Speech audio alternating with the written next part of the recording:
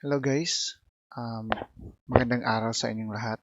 So ngayon, ituturo ko sa inyo kung paano kumuha ng TIN number sa office na malapit sa inyong lugar. So huwag nang patumbik-tumbik pa, let's proceed to the process. So of course, click tayo ng browser. Ang gamit ko dito ay Google. So ang gagawin natin, o ang i-type natin is BIR Appointment System. So again, ang i-type natin is BIR appointment, e-appointment system. So click lang natin tong e-appointment system. So ito yung unang makikita natin guys once maklik natin yon. So after that, click natin read more. So basahin nyo lang dito yung mga dapat babasahin kasi importante din to. So of course, para makapag-book na tayo, click natin tong book now. So after natin maklik ang book now guys, ito yung makikita natin. Ito ay ang mga BIR offices. Now hanapin mo lang ang BIR office na malapit sa inyo. So ako po ay nasa Ipil o malapit dito sa Ipil or Pagadian. Pero ang hahanapin natin is Ipil, Zamboanga, Sibugay. Pwede naman ako sa Pagadian pero kasi nabilang ako sa Ipil, dito na lang ako kasi mas malapit sa amin. So, once mahanap niyo na ang inyong ang malapit na BIR office sa inyong lugar, click mo lang tong select a service.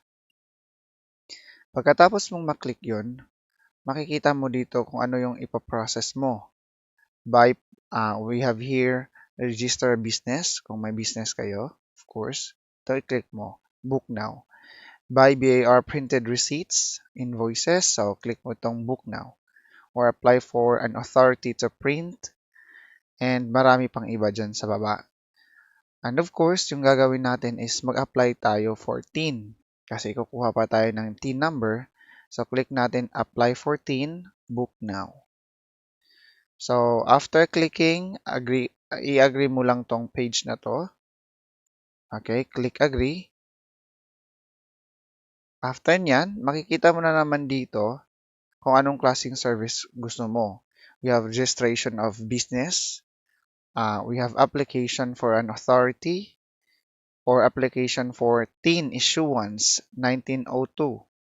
So, ako kasi kukuha pa ako ng TIN number. So, click ko lang to. TIN issuance 1902. So, after nyan, swipe mo lang, swipe down. So, dito sa baba, select time, pipili ka ng kung anong araw gusto mong kukunin. So, ako, gusto kong kukunin to ng Martes, pitsa 5 or 6, 6 na lang. So, dito din sa kabila, may oras, kung anong oras gusto mong kunin. Kasi ako, babiyahe pa ako, pupunta ako doon ng 11 a.m. After mo maklik yan, of course, dito sa baba, add your details. So, of course, ilalagay mo lang dito kung anong hinihingi. Now, i-type ko lang yung pangalan ko, email,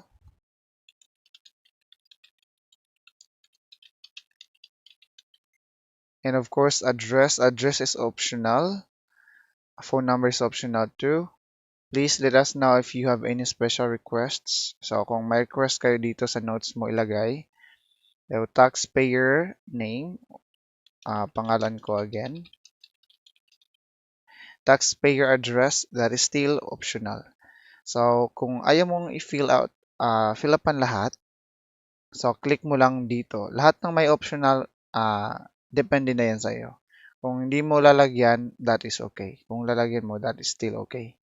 So, I hereby authorize to collect and process the data indicated herein.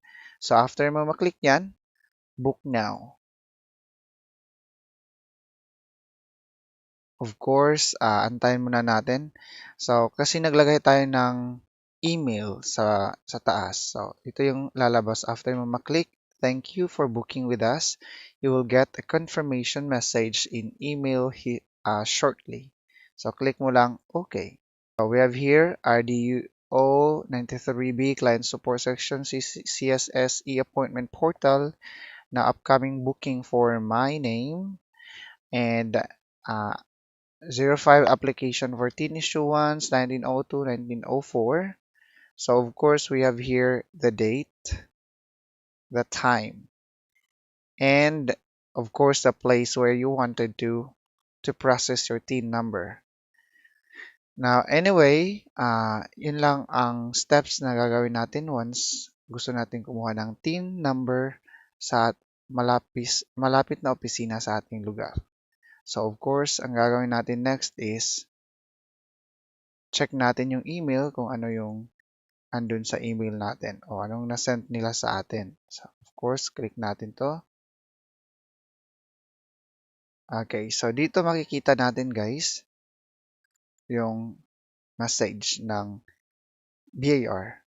So we have here the details, when, where, and who, and your booking is confirmed. Alright.